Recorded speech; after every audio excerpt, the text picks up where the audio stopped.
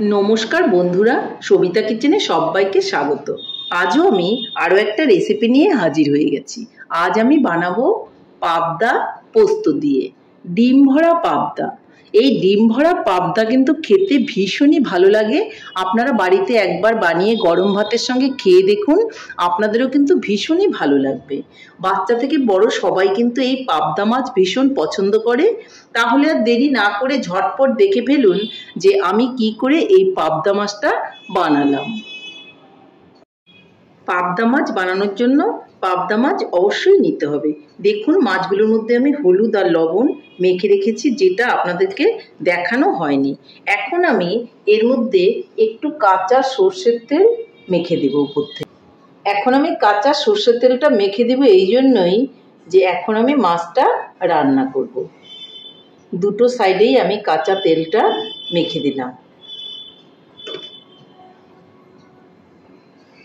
আজকে আমি মাছ বানাবো সর্ষে দিয়ে আর পোস্ত দিয়ে, যার জন্য একটা মিক্সিং বোল আমি নিয়ে নিয়েছি।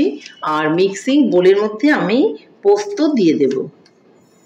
পোস্তটা একটু বেশি করেই দিয়ে দিলাম, মাছটা অনেকটা বড় যার জন্য একটু পোস্তটা লাগবে। আর দিয়ে দিলাম অল্প করে সর্ষে। সর্ষে আর পোস্ত মিলিয়ে বানালে খুবই খেতে ভালো হয়। এটাকে আমি এখন পেস্ট করে নেব। সর্ষে আর পোস্তটা কিন্তু আমি জল ছাড়াই কিন্তু একটু গুঁড়িয়ে নিয়েছি, দেখতেই পাচ্ছেন আপনারা গুঁড়ো হয়ে গেছে। এভাবে জল ছাড়া আগে পোস্তটা বেটে নেবেন, তাহলে পোস্ত বাটাটা খুবই সুন্দর হয়। এখন আমি এর মধ্যে দিয়ে দিব কাঁচা লঙ্কা। এই কাঁচা লঙ্কা দিয়েও এখন আমি আবার জল ছাড়াই কিন্তু পেস্ট করে নেব। লঙ্কাটা আপনাদের পছন্দ মতো দেবেন, বেশি বা কম। দেখুন বন্ধুরা, লঙ্কাটাও কিন্তু আমি জল ছাড়াই করে নিয়েছি। এখন আমি জল দিয়ে এই সর্ষে পোস্তটাকে আমার পছন্দ মতন করে আমি পেস্ট করে নেব। দেখুন বন্ধুরা, সর্ষে আর পোস্তটা কিন্তু খুব সুন্দর পেস্ট হয়েছে, দেখতেই পাচ্ছেন আপনারা। এই দেখুন, এরকম করে আপনারা করে নেবেন, দেখবেন খুবই সুন্দর হবে। তাহলে এখন আমি উনানের দিকে চলে যাচ্ছি। এদিকে আমি উনানে একটা কড়াই বসিয়ে দিয়েছি, আর তাতে আমি তেল দিয়ে দেব আমি সর্ষে তেল। সর্ষে তেল দিয়ে আমি কিন্তু মাছটা বানাবো। দেখুন কড়াইটা কিন্তু গরম হয়ে গেছে। তেলটাকে একটু কড়াইয়ের মধ্যে আমি ছড়িয়ে দিচ্ছি। পাবদা মাছের মধ্যে কিন্তু খুব সুন্দর ডিম হয়েছে, আর ডিমটা কিন্তু গায়ে ছেটার একটা চান্স আছে। ডিমটা ফুটে ফুটে গায়ে ছিটে আসতে পারে, যার জন্য একটা ঢাকা দিয়ে অবশ্যই আপনারা মাছটা ভেজে নেবেন। আরও একটা জিনিস আমি বলে দিচ্ছি, মাছটা দেওয়ার আগে একটু আটা দিয়ে নেবেন, তাহলে কিন্তু মাছটা কড়াইয়ের মধ্যে লেগে যাবে না। আমি একটা একটা করেই মাছ ভেজে নেব।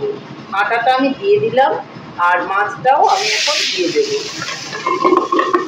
দেখুন কিরকম ফুটছে।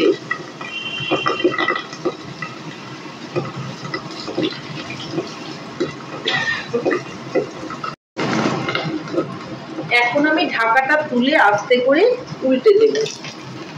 দেখুন একটুকু লেগে যায়নি, দেখতে পাচ্ছেন। এতে মাছটা ভাজাও ভালো হয়, আর একটুও কিন্তু ভেঙে যায় না। দেখুন কিরকম শব্দ হচ্ছে, ঢাকাটা না দিলে কিন্তু গায়ে ছিটে আসবে। মাছটা কিন্তু আমার ভাজা হয়ে গেছে। এখন আমি মাছটাকে তুলে নেব।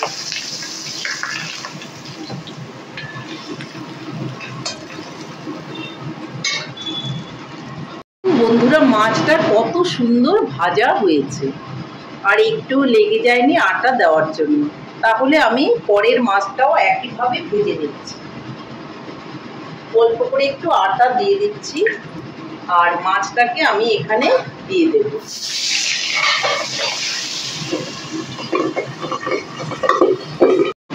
বন্ধুরা, এই মাছটাও কিন্তু হয়ে গেছে, আমি তুলে নিচ্ছি। তাহলে আমার মাছটা ভাজা হয়ে গেছে। এখন আমি এই তেলের মধ্যেই পোস্তটা দিয়ে দেব। প্রথমেই আমি দিয়ে দিচ্ছি একটু লবণ। লবণটা স্বাদ মতো দিতে হবে। দিয়ে দিচ্ছি অল্প করে হলুদ,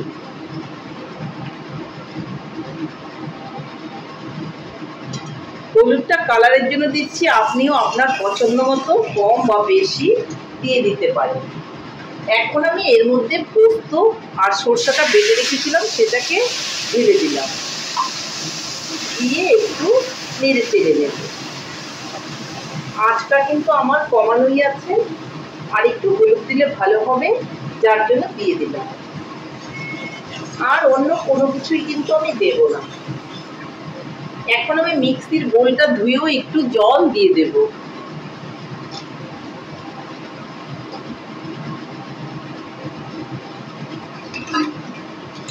দেখুন পোস্তটা কি সুন্দর হয়ে যাচ্ছে।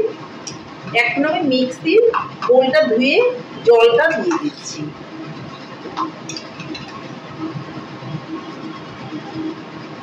একটু জল দিতে হবে, তাহলে কিন্তু মাছটা ভালো করে সেদ্ধ হবে।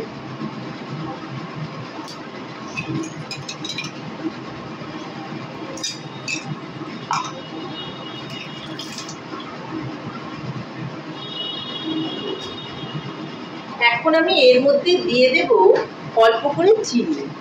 চিনিটা অবশ্যই দেবেন, তাহলে স্বাদটা ভীষণ ভালো হবে।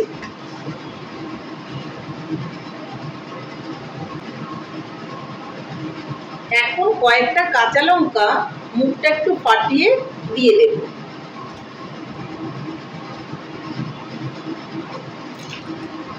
একটু নেড়ে চেড়ে নিচ্ছি।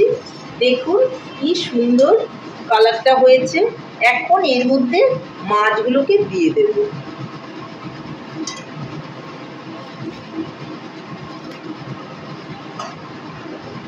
মাছগুলোকে দিয়ে আঁচটা কমিয়ে একটু ঢাকা দিয়ে দেব।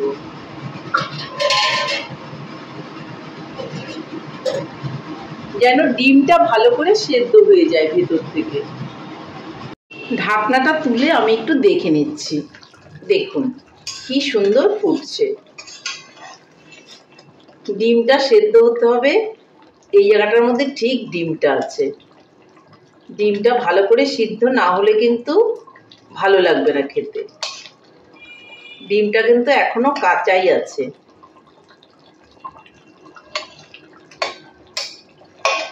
আমি গা মাখা মাখা করে কিন্তু এটা বানাবো।